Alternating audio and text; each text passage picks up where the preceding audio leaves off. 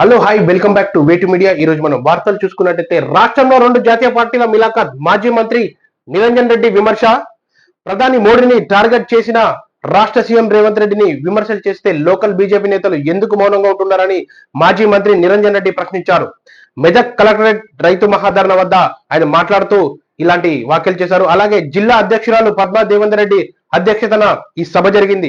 మాజీ మంత్రి హరీష్ రావు నిరంజన్ రెడ్డిలు ముఖ్య అతిథిగా హాజరయ్యారు.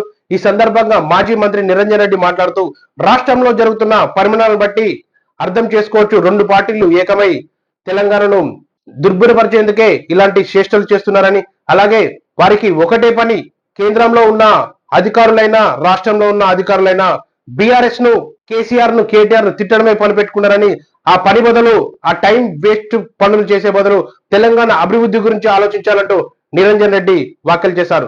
Thank you. మరో మంచి న్యూస్ తో మీ ముందుకు వస్తా. బాయ్.